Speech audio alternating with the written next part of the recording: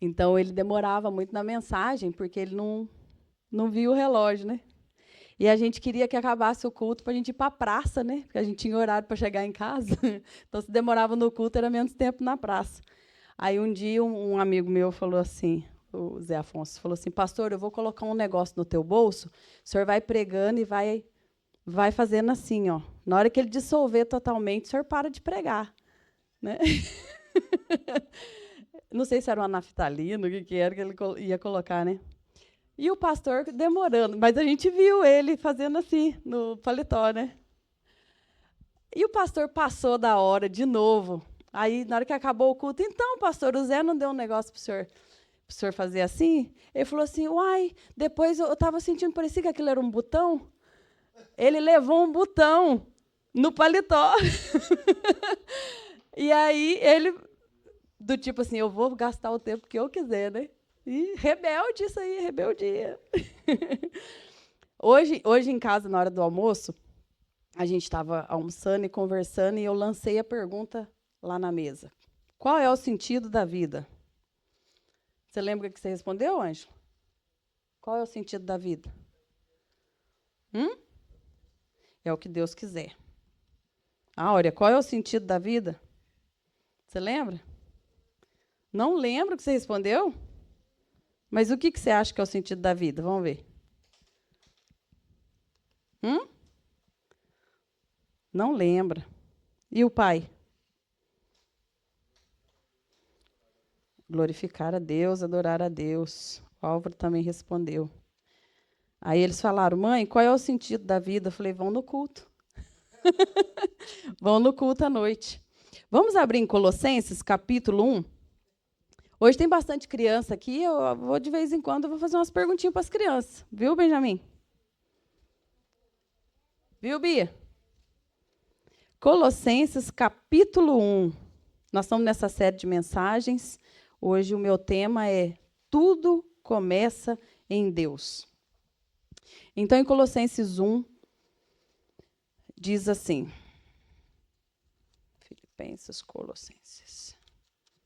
Filipenses, capítulo 1, versículo 16. Acharam? Pois nele foram criadas todas as coisas, nos céus e sobre a terra, as visíveis e as invisíveis, sejam tronos, sejam soberanias, quer principados, quer potestades, tudo foi criado por meio dele e para ele. Agora nós vamos ler o 15. Porque fala, pois nele quem? Então, nós vamos ver sobre Jesus. Ele é a imagem do Deus invisível, o primogênito de toda a criação. Então, aqui, quando tudo foi criado, Jesus já estava lá, né? Ele é o primogênito de toda a criação. E nele foram criadas todas as coisas, as que nós vemos, as que nós não vemos, as que estão nos céus, as que estão sobre a terra, os tronos, as soberanias, os reis que já passaram, que já morreram, as dinastias que já deixaram de existir, as que ainda estão. Tudo isso, é até os anjos e as potestades. Tudo foi criado por meio dele e para ele. Então, fiquem atentos aí que já vem a resposta de qual é o sentido da vida. Então, quando nós olhamos para essa frase de Colossenses 1, nós aqui já temos uma resposta. Quando nós fazemos a pergunta, qual é o sentido da vida? Eu não sou o foco, o Alexandre não é o foco, o João Luiz não é o foco. O foco aqui é Jesus. Ele é o foco. Então, quando a gente olha para o nosso umbigo, nós estamos desfocados. Nós estamos assim, né? E a Bíblia diz que a gente tem que fazer o quê? Olhar para o autor e consumador da fé. Então, nós olhamos para cima, não para o nosso umbigo. Muitas pessoas, quando a gente vai perguntar, se a gente for perguntar qual é o sentido da vida, vão responder, para mim, o sentido da vida é a minha realização pessoal. Está errado? Está errado, gente? Não. Mas não está certo. já eu vou explicar o porquê. Né? Muitos podem responder, é a realização pessoal, é a minha paz de espírito, é a minha felicidade, é a minha família, é a minha carreira, são os meus sonhos e são as minhas ambições. Mas aqui nós entendemos que nós nascemos por um propósito e para cumprir o propósito dele. É o que nós vemos aqui em Colossenses 1:16, que acabamos de ler. Aí deixa eu contar uma coisa para vocês. Essa semana, eu estou elaborando um devocional sobre o filho pródigo.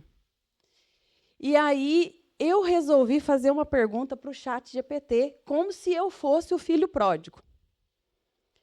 Aí eu perguntei assim: olá, bom dia. Depois posso até ler direitinho para vocês. Eu queria saber como é que eu faço para pedir uma herança antecipada para o meu pai. Gente, vocês precisam ver a resposta que ele me deu. A resposta que ele me deu. E, no final, perguntou para mim assim: você ficou satisfeito com a resposta, lobinho? Aí, eu fiz isso aí que você fez, Douglas. Hã? Aí eu perguntei para o chat: quem é o lobinho? Aí o chat respondeu assim para mim: lobinho é você. Porque em português, né, na língua portuguesa, lobinho a gente pode ser como aprendiz, como o discípulo, coisa assim. Aí, mas você não gostou que eu te chamasse de lobinho?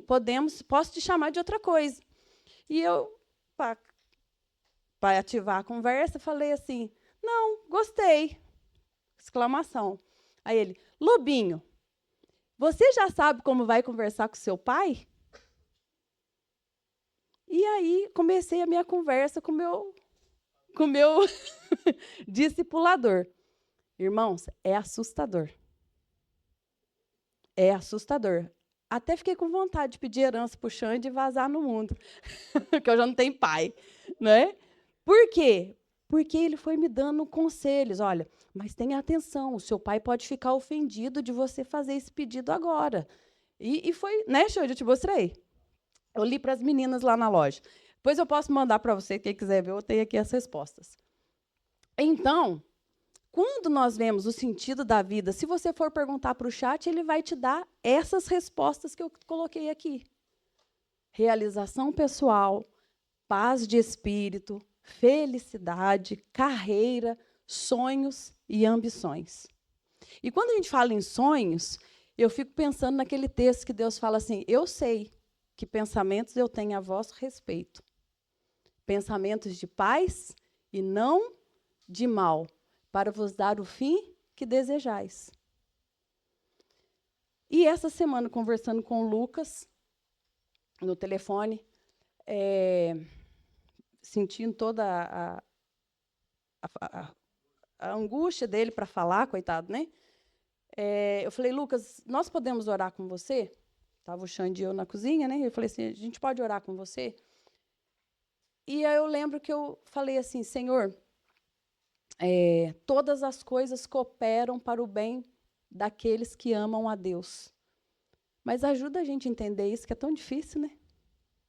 É tão difícil a gente saber que o Lucas ama a Deus, que todas as coisas cooperam. Quando fala todas, essa enfermidade está cooperando. Mas é tão difícil a gente entender isso. E quando nós vemos, então, qual que é a definição de propósito, no dicionário diz assim, que o propósito refere-se ao objetivo, à intenção ou finalidade de algo ou de alguém. Pode ser o motivo pelo qual algo é feito ou criado, ou a razão de ser de uma pessoa ou de alguma coisa. É o sentido ou direção que se dá a uma ação, projeto ou vida. Eu me recordo que uma vez, uma pessoa que eu conheço, ela se converteu e o marido não se converteu. E ela estava tendo muita dificuldade no relacionamento.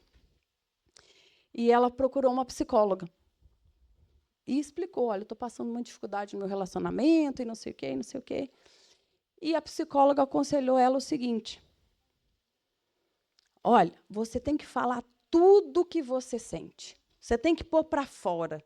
porque isso vai te consumir e não sei o quê, não sei o quê. Buscou conselho com a pessoa errada. Porque quando ela chegou em casa, ela, nova convertida, e o marido não conhecedor da palavra, quando ela começou a falar tudo que ela sentia, ela apanhou. Quando a palavra de Deus diz o quê? Que a mulher ganha o marido em silêncio, não é falando. Então, quando nós queremos sentido para algum propósito da nossa vida e nós buscamos em lugar errado, a gente é equivocado, a gente pode receber respostas equivocadas. Então, muitas pessoas procuram sentido para a vida em livros de autoajuda. Né? E os livros de autoajuda, eu coloquei aqui algumas frases que muitas vezes saem como resposta para o sentido da vida. Então, tem, por exemplo, a frase assim, ó, dê importância aos seus sonhos. Defina claramente os seus valores. Estabeleça metas. Descubra as suas habilidades. Almeje grandes realizações. Vá à luta. Seja disciplinado. Acredite em você mesmo. Não desista jamais.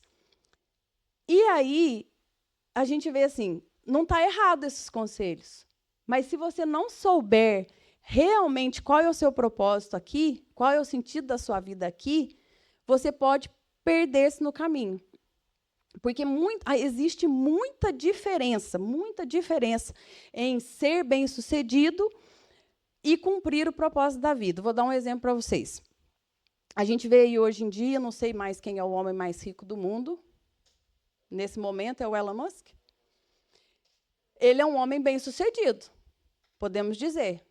Não é? Eu não sei se ele sente que é bem-sucedido, porque, às vezes, quando a pessoa mais tem, mais quer, e fica aquele vazio. Né? Em Eclesiastes, fala que todos os rios correm para o mar e o mar não se enche. Então, esse texto ele ilustra bem quando a gente tem um vazio muito grande, a gente procura várias coisas para encher o vazio, mas nada enche. Então, aos nossos olhos, a gente considera ele como um homem bem-sucedido. Mas será que ele está cumprindo o seu propósito de vida? Né? Por outro lado, eu vou falar de um outro americano também, Billy Graham. Talvez Billy Graham não tenha sido um homem bem-sucedido na área financeira, não sei. Eu penso que ele também não passou dificuldades, porque era um homem muito amado, muito honrado por todos. Né? Mas também não deve ter tido uma vida muito fácil. Mas ele cumpriu o seu propósito de vida? Eu acredito que sim. Porque eu conheço pessoas que foram alcançadas através das pregações do Billy Graham. Né? Então, ser bem-sucedido é diferente de cumprir o propósito de vida.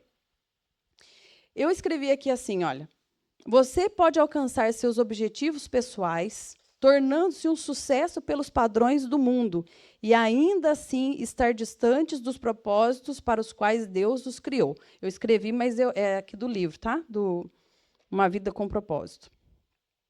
Então, como que nós podemos descobrir para o qual fomos criados? O que você acha, Benjamin? Como que a gente pode descobrir por que a gente foi criado? Você acha que existe algum lugar que tem assim, um mapa, uma coisa assim, para a gente seguir, para fazer uma investigação? Você acha? A pergunta é assim, a tia vai, vamos lá, Lobinho.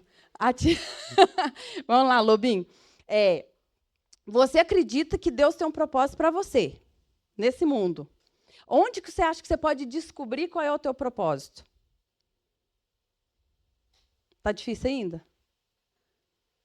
Você acha que existe assim, um mapa do tesouro, um livro que você pode ler, que vai te ajudar a descobrir assim, eu, Benjamin, fui criado para fazer isso? Hã? Aleatório? Você acha que é aleatório? Uma boa resposta, é uma resposta. O que você acha, Xande? Onde que você pode descobrir qual é o seu propósito? Na Bíblia Sagrada. Quem acha que o Xande tem, que é essa a resposta? O que você acha, Áurea? Mais ali. Você acha que descobre onde? Vou ler um negócio muito interessante para vocês. Tem uma história aqui na página 24 desse livro que eu achei super interessante. Tem um senhor, ele é professor de filosofia. Filosofia, a matéria de filosofia é aquela matéria que a gente tenta descobrir o segredo das coisas, a função dos pensamentos, essas coisas.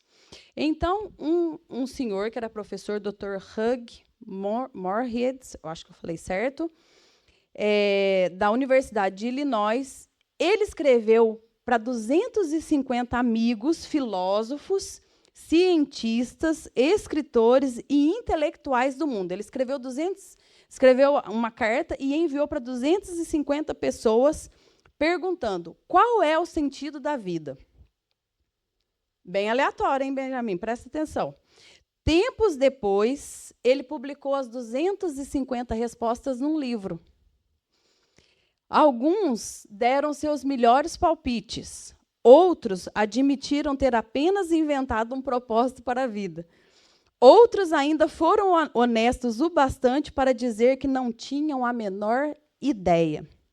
Na verdade, vários intelectuais de renome pediram ao professor que lhes respondesse, caso, no final da pesquisa, ele descobrisse o sentido. Né? Então, aqui fica o que nós chamamos de especulação. Eu acho que é uma coisa, o outro acha que é uma coisa, um outro cientista acha que é uma coisa. Mas existe uma coisa que é muito interessante. Isso que nós falamos é especulação. Um acha, o outro acha, né? Mas nós temos a revelação. Então, Benjamin, eu vou fazer de novo a pergunta e você vai responder o que eu te mostrar. Vou te mostrar a resposta daqui, tá? Como descobrir o propósito para o qual foi criado? Ê, palmas para o Benjamin! Muito bem, muito bem. Por quê? Porque essa é a revelação. A Bíblia é a revelação. Então, nós temos, sim, um manual onde explica qual é o sentido da vida. Deus criou você, não foi? Foi o que a Aura respondeu hoje na hora do almoço e ela não lembrava. Qual o sentido da vida? Ela, Deus que me criou. Não foi isso que ela respondeu? O sentido da minha vida, Deus sabe, porque foi Ele que me criou. Foi assim que ela falou. Então, o que a gente faz? Um criador, um inventor, quando ele inventa uma coisa, por exemplo, quem inventou esse ventilador aqui? Quando a gente compra um ventilador igual esse, ele vem numa caixa, né? E junto com a caixa, ele vem todo desmontado. Junto com a caixa vem o quê? Um manual. Um manual do fabricante, para ensinar nós, os lobinhos, como montar o ventilador. Não é? Não é isso?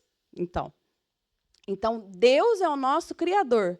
E esse aqui é o manual para a gente entender como a gente foi montado. Certo? Então, quando a gente tem dúvida de alguma coisa, é aqui no manual que a gente vai ver. Por exemplo, se tem uma coisinha que não está funcionando, né? Lá em casa tinha um ventilador que ele ligava sozinho. Hã? Entendi? Para quem não sabe a história do ventilador, vou contar rapidinho. Conta ou não conto? Posso contar, pastor? Eu tenho que perguntar para os dois, que os dois são os envolvidos na história. Então, o pastor e o Ângelo estavam lá em casa. O pastor estava operado, não podia levantar direito, não podia mexer, não podia sair correndo. Aí, o Ângelo estava dormindo no quarto com ele para ajudar ele se precisasse à noite.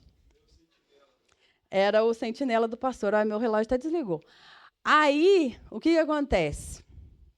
A gente estava querendo dormir e a gente escutava lá do quarto. Os dois estavam lá numa falação, porque o pastor estava perguntando para ele se Jael era mulher ou era homem na Bíblia.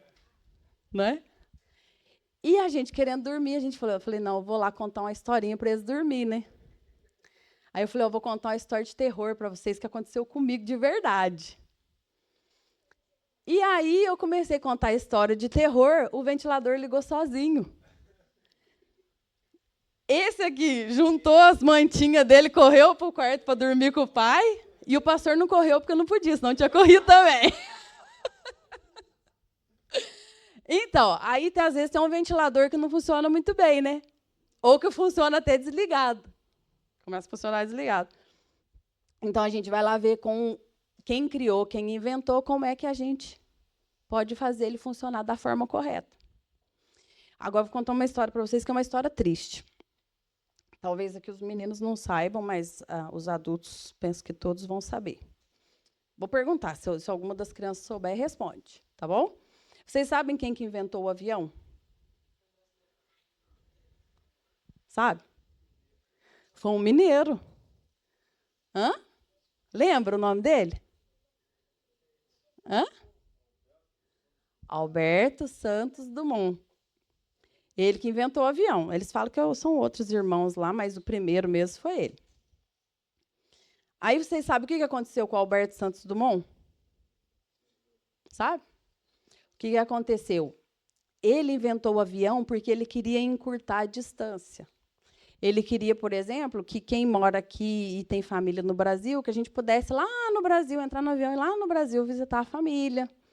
Ou que se a gente quisesse conhecer um país bem distante, uma natureza, uma coisa, a gente entrasse no avião e fosse mais rápido. A ideia dele foi essa. Só que aí ele viu que os aviões estavam sendo usados para jogar bomba. Um país usando avião para jogar bomba no outro país. Então, quando ele viu que a invenção dele estava sendo usada para o mal e não para o bem, ele decidiu morrer. Entendeu? Então, eu fiquei pensando nisso. Estudando essa lição, eu estava pensando nisso. Imagina a tristeza de Deus de pensar assim, meu Deus, eu criei o Ângelo para isso aqui, eu não quero que ele vá para cá. Né? Até comentei isso com o Alexandre hoje. Falei assim, Alexandre, isso dá um temor muito grande na gente chegar lá na presença de Deus e ele falar, minha filha, eu tinha isso, tudo para você, olha aqui onde você parou. Não é?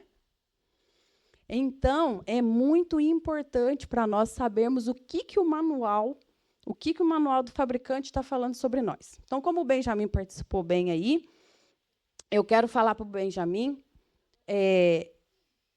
Você consegue ler um texto para mim aqui na frente, Benjamin? Consegue? Abram todos aí, Efésios. Ele participa na aula lá, ele é um dos que mais participa. Efésios, capítulo 1. Opa! Obrigada. Onde será que está o Efésios aqui, hein, Benjamin? O meu está para cá, ó. Efésios. O João não está lá para trás. Hebreus, Tiago. A tia canta a música. Gálatas. Efésios, aí. Efésios, capítulo 1, versículo 11 e 12. Efésios, capítulo 1.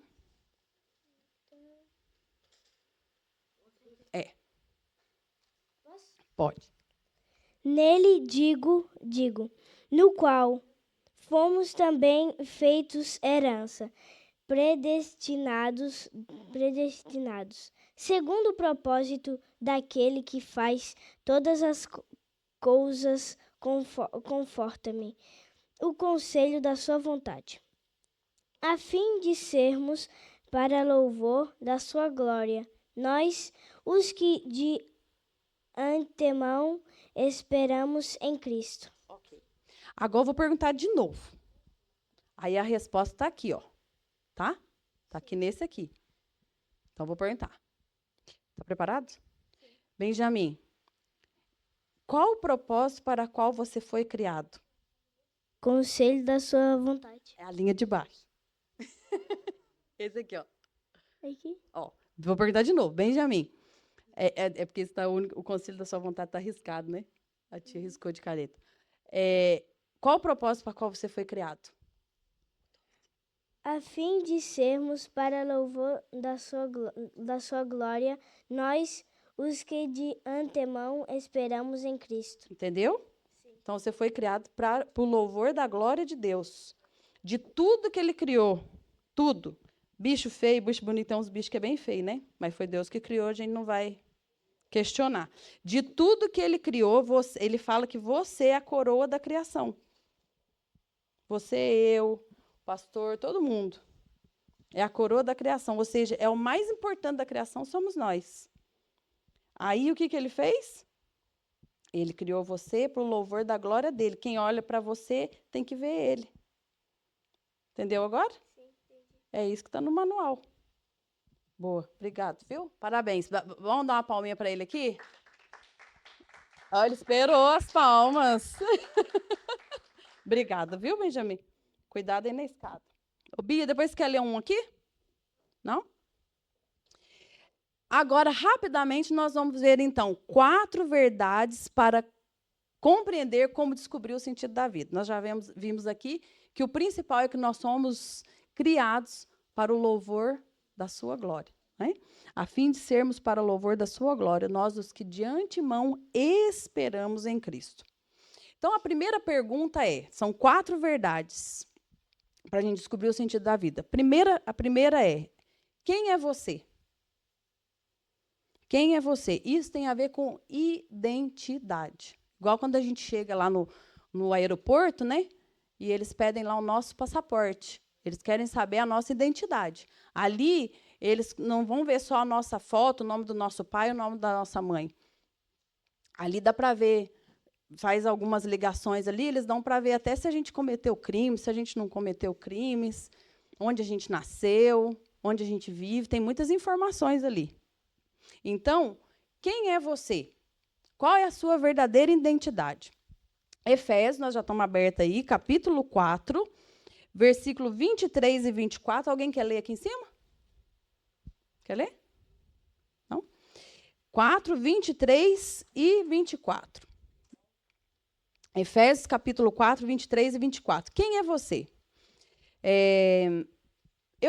Aqui está o 23 e 24, mas eu quero ler a partir do 22, que diz assim: no sentido de que, quanto ao trato passado, vos despojeis do velho homem, que se corrompem segundo as concupiscências do engano, e vos renoveis no espírito do vosso entendimento, e vos revistais do novo homem, criado segundo Deus, em justiça e retidão, procedentes da verdade. Então, você é uma criação especial de Deus.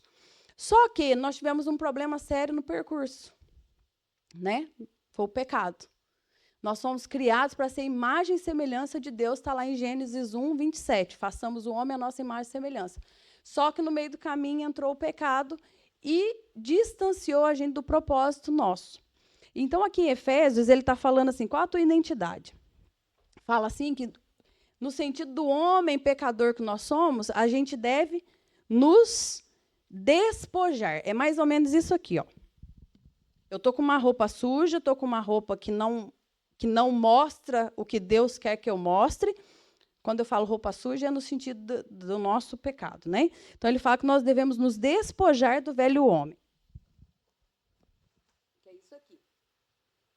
Aí, fala que a gente deve se renovar. Né? Então, eu tirei a roupa que está suja, eu vou me renovar e vou vestir uma roupa nova, que é o que está aqui, e vos revistais do novo homem criado segundo Deus, em justiça, retidão, procedentes da verdade. Então, quando a gente ilustra quem é Deus, nós devemos ser justos, nós devemos ser retos, e nós devemos andar em verdade, nós não podemos andar em mentira. Depois, nós devemos perguntar o que nós estamos fazendo aqui. Vamos voltar a página para Efésios 2? Efésios 2, do 8 ao 10.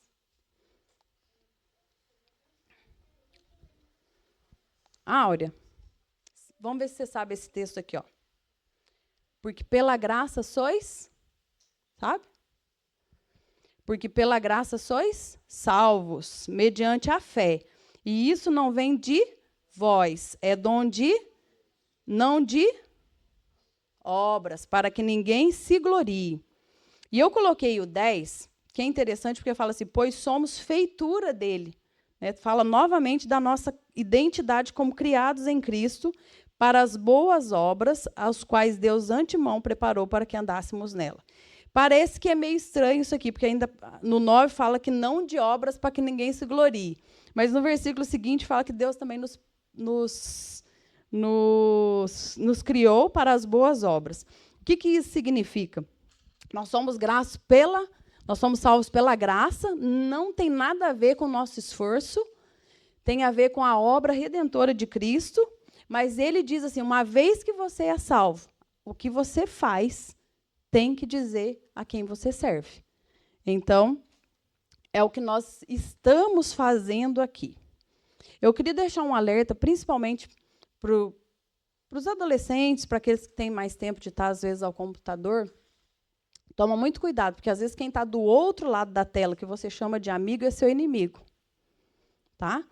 Às vezes, a pessoa acaba te enviando coisas que você não precisa ver, que Deus não quer que você veja, mas esse suposto amigo está indo para o inferno e quer levar você junto.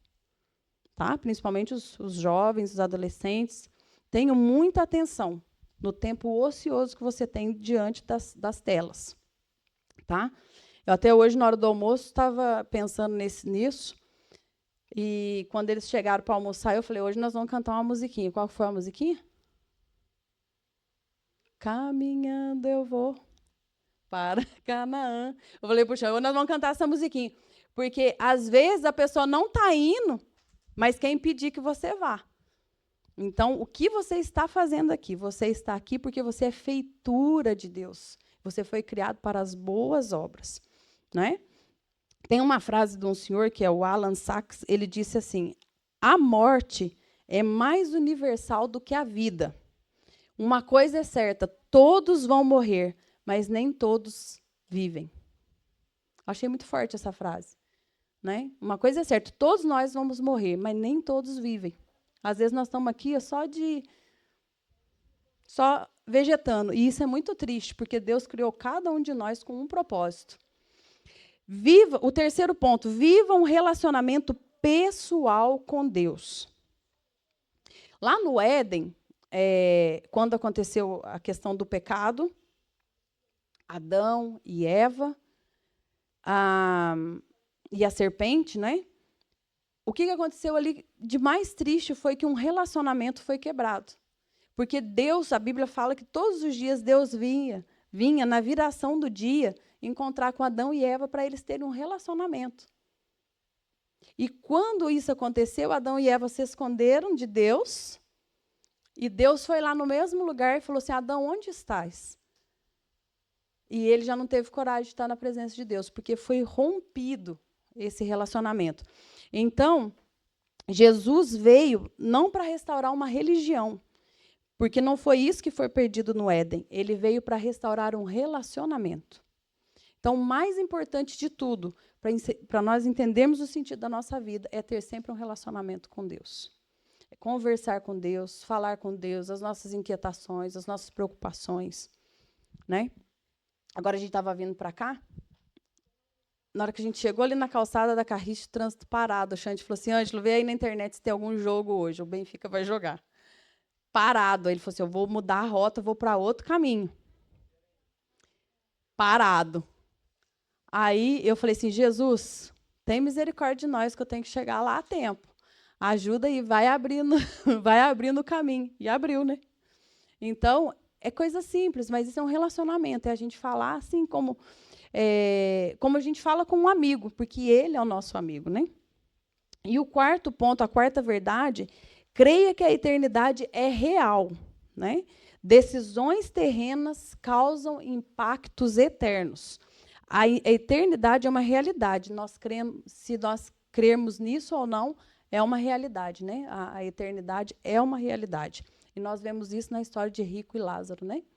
Que Jesus deixa claro naquela história. Não é uma parábola, é uma história que Jesus conta mesmo, que tem o nome de Lázaro. E Não é uma história para que as pessoas entendessem melhor, mas é mesmo uma realidade. Que o rico, quando ele estava lá no inferno, né, o que ele pede? Senhor, deixa pelo menos Lázaro molhar o dedo na língua dele e vir aqui, né, com a saliva dele para me refrescar. Então, nós entendemos ali que o sofrimento é eterno, mas a salvação também é eterna. Então, é aqui que nós vamos decidir qual vai ser a realidade da nossa eternidade. E esses dias eu vi um vídeo, achei muito forte esse vídeo, porque eu nunca tinha parado para pensar nisso. Como que vai estar a tua casa daqui 100 anos? Né? Como vai estar a tua casa daqui 100 anos? Onde é que vai estar, Douglas, as tuas coisas daqui 100 anos? E ouvindo, eu estava ouvindo os áudios desse livro durante a semana, eu achei interessante que o Dr. James Dobson, que é um escritor muito bom, cristão, o sonho dele era ser um recordista na universidade de esportes, ganhar muitos troféus relacionados com esporte. E aí ele ganhou um troféu muito importante para a universidade dele, tanto é que ele nem levou o troféu dele para casa. O troféu ficou lá destacado na universidade. E agora ele já está idoso, eu nem sei se ele é vivo ainda, mas o que é fato é que um dia ele estava no escritório dele, recebeu uma caixa, mandaram entregar uma caixa para ele, e estava lá o troféu dele que ele ganhou quando era jovem na universidade, e um bilhete assim, olha, fomos fazer umas arrumações nos lixos e encontramos esse troféu com seu nome. Então, resolvemos enviar. E a gente vê aqui uma grande ilustração, que todo tesouro que a gente acha importantíssimo, que a gente junta aqui, um dia vai virar lixo. Né? Um dia vai virar lixo. Mas o que nós estamos fazendo, isso sim é eterno. As pessoas com quem a gente convive, as pessoas com quem a gente está no dia a dia, as palavras que a gente deixa. Jesus conta conosco, embora ele não precise de nós. Mas as pessoas com quem você convive na escola, com quem você convive no trabalho, elas estão vendo Jesus em você? Você é a coroa da criação. Né? E a realidade não deixa de existir só porque alguém não acredita nela. Acreditando ou não, todos um dia estarão diante de Cristo. Né? Existe aquela frase famosa que fala assim, todas as religiões levam a Deus. Não é mentira, é verdade. Todas as religiões levam a Deus. Porque todos nós, um dia, vamos estar diante de Deus. A diferença é quem é que nos permite passar pela porta e estar eternamente junto com Deus. É só Jesus Cristo. Nós sabemos disso. Ele é o único suficiente Salvador para a nossa vida e é Ele que dá o completo e real sentido para a nossa vida. Então, voltando a Colossenses 1,16, todas as coisas foram criadas por Ele, para Ele, as visíveis, as invisíveis, tudo. No céu, na terra, tudo foi criado por Ele e para Ele. Esse é o sentido da vida. Nós somos criados por Ele, para a honra e para a glória dEle. Quero já agradecer aqui a oportunidade. O pastor pensa que vai subir aqui. Vai subir aqui? Então, enquanto o senhor sobe, eu vou ler uma coisa. Para ganhar meu tempo aqui, né? Hã? Não, olha. Não, cadê? Está aqui. Nele fomos também escolhidos, tendo sido predestinados, nós já lemos isso no começo, mas não foi completo, o plano daquele que fez todas as coisas segundo o propósito da sua vontade, a fim de que nós, os que primeiro esperamos em Cristo, sejamos para o louvor da sua glória. Nele, quando vocês ouviram e creram na palavra da verdade, o evangelho que os salvou, vocês foram selados com o Espírito Santo da promessa, que é a garantia da herança até a redenção daqueles que pertencem a Deus, para o louvor da sua glória. Então, eu queria falar sobre essa questão do selo, porque quando um ventilador é feito, né, um equipamento é feito, quando o fabricante faz, ele sempre coloca um selo de qualidade. No Brasil tem o ISO 9002, né, que quando uma coisa é bem feita, tem esse selo de qualidade. Nós temos um selo que é o Espírito Santo. Né, ele é a nossa garantia. Ele é a garantia que nós somos criados, bem criados, e o fabricante não errou. Amém? Obrigado, viu, pela oportunidade.